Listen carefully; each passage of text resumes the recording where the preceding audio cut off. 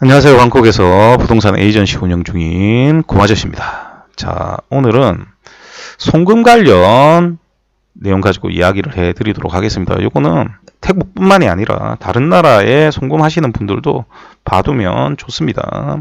다만 제가 이걸 잘 안 하는 이유가 뭐냐 하면요, 이거 보고 자기가 하려고 그래. 그러다 맨날 사고 나거든요.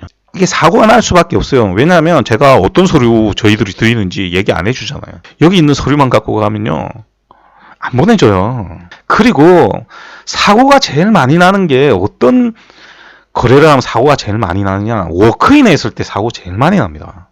이 워크인을 하면요, 자기 발등을 찍는 행위밖에 안 돼요. 제가 계속 말씀드리잖아요. 워크인 때문에 일어나는 문제, 제가 여러 번 알려드렸죠. 그 다른 문제도 어마어마하게 많은데 송금 같은 경우가 워크인에서 정말 많이 사고가 납니다. 왜 그러냐? 그 건설사 판매 직원 또는 대행사 판매 직원들 있죠. 대행사 가면 안 된다고 했죠. 무슨 소리냐면 영업팀이 없어요. 그래서 외부팀이 들어와서 판매를 하는 경우 있죠. 이건 진짜 최악이죠. 이런 경우에 걔네들이 한국 외환법을 모릅니다. 한국에서 송금하는 방법 몰라요. 그래서 사고가 나는 거예요. 그래서 해외 부동산 투자를 할 때는요, 그 나라에 있는 에이전시 중에 정말 이걸 할 줄 아는 사람하고 해야 되는 겁니다. 저는 정말 이해가 안 되는 게, 태국은 자기 돈 한 푼 안 들어가거든요. 왜냐면 매도자만 돈을 내기 때문에. 왜 그러냐? 거의 대부분 어떤 때 사고가 나냐면 외환으로 돈을 안 보내가지고 사고가 많이 납니다. 쉽게 얘기를 하면 바트로 돈을 보내요. 그러니까 그걸 처리하는 에이전시나 건설사 직원이 태국법도 제대로 안 알려준 겁니다. 알려줬더라도 아마도 커뮤니케이션이 잘 안 되니까 알아듣기 힘들어서 이런 일이 일어나는 경우도 있을 겁니다. 제가 한 3개월 전에도 다른 도시에서 리세일을 샀더라고요. 그래갖고 일반 부동산에서 사셨는데 배달 사고 난 경우 있었고요. 최근에도 제가 그런 사고 들었습니다. 대부분 다 바트로 돈을 보내서 그래요. 태국 같은 경우는 바트로 돈이 들어오면 절대 프리홀드 콘도를 살 수가 없습니다. 이건 태국 콘도 법으로 만들어져 있는 겁니다. 그러니까 간단하게 외국인은 프리홀드 콘도를 살 때 해외에 있는 계좌에서 태국으로 외환으로 돈을 보내야 됩니다. 외환으로. 바트로 들어오면 안 돼요. 이렇게 바트로 들어와 버리면 어떤 상황이 생기느냐, 굉장히 복잡한 두 가지 상황이 생깁니다. 왜? 첫 번째, 이건 FET가 안 나와요. 그렇기 때문에 이 돈 가지고 등기를 칠 수가 없습니다. 그러면 이 돈이 다시 한국으로 돌아가야 되죠. 근데 누구 통장으로 보냈습니까? 건설사 통장이나 집주인 통장으로 돈을 보낸 게 되겠죠. 이걸 다시 받아서 보내는 게 쉬울 것 같습니까? 안 쉬워요. 건설사도 안 쉽습니다.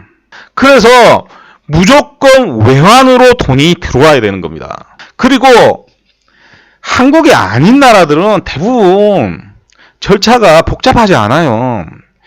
이 한국이라는 나라 은행 시스템이 너무 후진하기 때문에 이 은행 때문에 이 돈 보내는 게 굉장히 까다롭게 됩니다. 그래서 저희들 같은 경우는 고객이 돈을 보내기 전에 전부 다 내용을 알려드리고, 그리고 심지어 미리 가는 날을 전부 다 지정해 줘야 됩니다. 그리고 은행 가시는 날 전날 저하고 통화해서 이 부분 다시 주의사항 다 듣고 갑니다.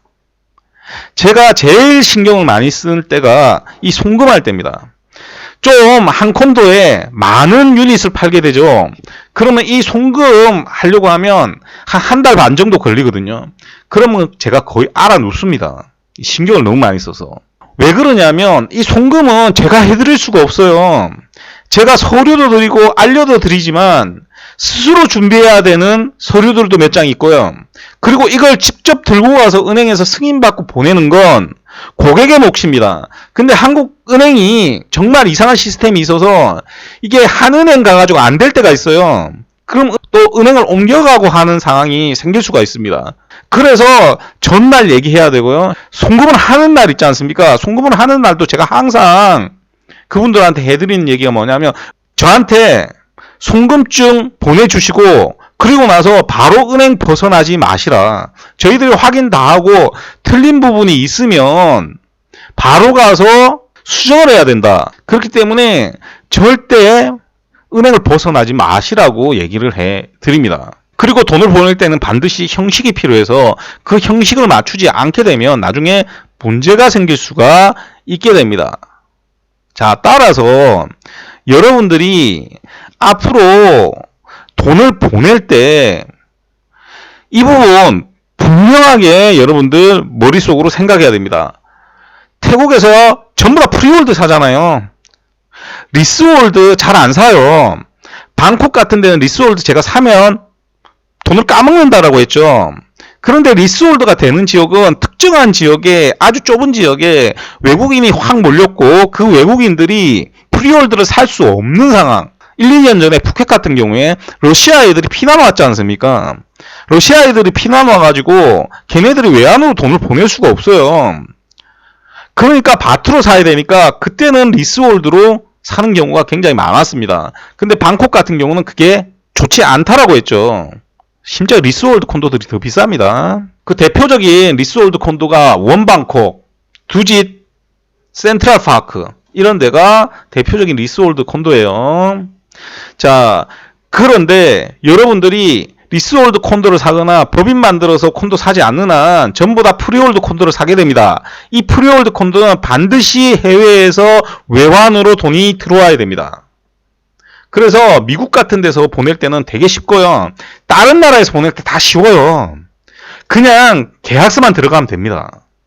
근데 이 한국이라는 나라 은행 시스템은 너무 후진하기 때문에 계약서만 들어가갖고 안 됩니다. 그게 문제예요. 제가 예를 하나 들어드릴게요. 우리가 이거 은행에 가서 신고받고 돈을 보내는 이유는 두 가지입니다. 실제로 해외 부동산을 안 사면서 산다고 해서 돈을 빼돌리는 경우가 생길 수 있거든요. 그래서 이 신고를 받아야 되고요. 두 번째, 2억짜리 산다라고 해놓고 5억짜리 사갈 수가 있어요. 그래서 신고를 하게 되는 겁니다. 자, 그런데 이 은행이 요즘 사람을 많이 자르죠. 자동화 이것 때문에 사람을 많이 자르게 됩니다. 근데 우리나라 은행원은 굉장히 좋은 직업이죠. 그러니까 은행원들이 몸을 엄청 사려요. 조금이라도 뭐 이상한 거 있으면 안 해주려고 그래. 그런데 해외 부동산 투자라는 게 경험하기가 쉽지 않죠. 특히 지방 같은 데는 거의 경험하기 힘듭니다. 그래서 예를 들면 광주광역시 같은 경우는 한은행 빼고는 아예 돈을 안 보내줘요. 은행 직원들이 안 하려 그래. 심지어 지점장이 와서 다른 은행 좀 가주시면 안 되겠습니까? 이런다니까요. 사실은 금감원에 고발해야 돼요. 근거. 당연히 해줘야 될 것들을 안 해주는 거거든요. 자, 그리고 우리 은행들이 본사에 그 승인 담당하는 사람 있지 않습니까? 그 사람들도 잘못됐어요. 제가 왜 우리은행 사이트를 열어놨느냐? 여기 잘 보시면 이렇게 나와 있지 않습니까? 여러분, 요거 다 가지고 가면 무조건 되냐? 안 돼요. 서류 하나 보여드릴게요. 우리은행에서 이런 걸 달라고 합니다. 여러분들 잘 보시면 이거 저희 회사 이름 넣고요. 이거 저희 회사 이름 넣고요. 그냥 제가 쓰면 돼요. 그래갖고 사인하면 됩니다. 도대체 이걸 왜 받는 거죠? 여기 자세히 보시면 현지 부동산 업소 가격 또는 가격 정보 사이트 자료 인정, 이거 아무 관계가 없는 거잖아요. 여기 서류에 이게 있습니까? 건설사에서 계약서가 들어가는 거예요. 그러면 그 건설사가 있는지 인터넷 쳐보면 바로 나와요. 그리고 그 프로젝트가 있는지 인터넷 쳐보면요, 구글 맵으로 바로 확인이 가능합니다. 그 다음에 현지 부동산 사이트에 있는 거 저희들이 서류를 주잖아요. 그러면 찾아보면 다 나와요. 확인해보면 다 나오는 거, 공신력 있는 거 다 줬는데 이건 공신력도 없는 거, 이런 거 받으면요, 말 그대로 앞에 얘기했듯이 2억짜리 5억에 받아가도 모르는 거예요, 이건. 그러니까 여러분들이 돈을 보내기가 힘든 거예요. 이걸 써달라고 하는 거 듣고 저희들이 이거 다 썼습니다. 근데 저희 고객이 그냥 다른 은행 갑시다. 고객이 봐도 어처구니가 없는 거죠. 근데 자기네들은 이게 왜 어처구니가 없는지를 몰라요. 그러니까 이렇게 부비 트랩이 있기 때문에 여러분들이 할 줄 아는 사람하고 해야 돼요. 왜? 지금 이것도 제가 경험을 했기 때문에 여러분들한테 얘기를 해드리는 거지 않습니까? 이거 모르고 우리은행 가갖고 이런 거 달라고 하면 이런 거 써주는 게 더 이상한 거예요. 왜? 여기에 필요 있는 서류가 아닌데도 달라고 하죠. 제가 어떤 얘기 해드리고 싶었냐면, 예전에 그것도 우리은행이네요. 우리은행 담당 직원이 뭐라고 했냐면요, 그 콘도 전체에 호수마다 전부 다 가격표 달라고 했습니다. 미친 거 아니냐고 그랬어요, 제가. 그 뒤에도 에피소드가 있는데 뭐 얘기하면 아주 기니까요. 그러고 나서 승인대하고 통과됐거든요. 그러고 나서는 다른 회사 사람도 들어오면요, 제가 보내준 서류 그대로 안 주면 안 보내줬습니다. 그 담당자가 바뀔 때까지. 그래요. 그러니까 지점에 가서 한번 문제가 생기고요. 그 다음에 본사에서 한번 이런 일이 생기면 은행 바꿔야 돼요. 다른 은행 가야 됩니다. 이걸 왜 하느냐? 제가 너무나 많이 겪어봤기 때문에. 그래서 이 작업을 할 때 여러분들 본인 머릿속으로 생각하는 거 제발 그걸 객관화시키지 말라라고 했지 않습니까? 그러니까 바트로 돈을 보내는 거예요. 분명히 건설사에서 송금 안 내면 줍니다. 거기에 달러로 보내라고 돼 있어요. 달러로. 사실은 달러로는 안 보내도 됩니다. 예를 들어 홍콩에서는 홍콩 달러로 보내셔도 되고요. 또 유럽이 있으면 유로화로 보내도 됩니다. 뭐 스위스 프랑 이런 걸로 보내도 돼요. 그런데 이게 돈이 들어왔을 때 그 화폐마다 레이팅이 다르죠. 쉽게 얘기를 드리면 여기서 집을 팔지 않습니까? 최근에 집을 팔아가지고 돈을 다시 한국으로 보내는데 태국은에서 원하고 달러 중 어느 걸로 보내줄까? 들이 달러로 보내게 됩니다.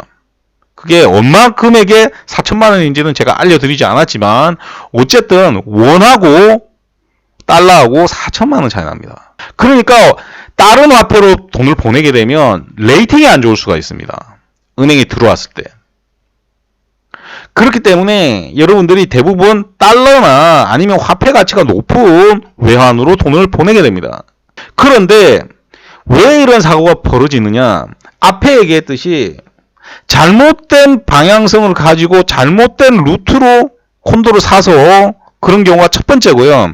두 번째는 어떤 거냐면 이걸 지금 은행 가서 신고하고 또 국세청에 신고하고 해야 되지 않습니까? 사실 그거 아무것도 아니거든요. 아무것도 아니에요. 심지어 국세청 처음에 취득신고할 때 저희들이 다 써줍니다.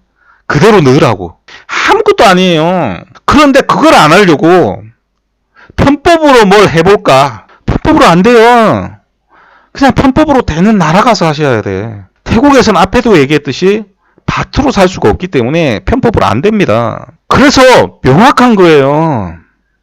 명확해요. 제가 얼마 전에 한 콘도를 좀 많이 팔았어요. 배달 사고 난 거 한 건도 없습니다. 제가 지금까지 거의 10년 가까이 일을 했죠. 송금 안 뗀 적 한 번도 없습니다. 송금 사고 나가지고 등기 못 받은 적 한 번도 없어요. 왜? 그만큼 신경을 많이 쓰니까. 제가 그 서류를 보낼 때 있지 않습니까?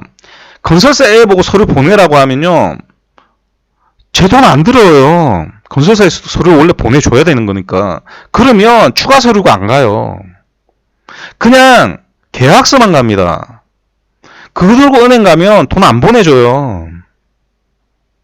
그래서 제가 다른 서류까지 다 넣어서요, 그래가지고 우편 배달합니다.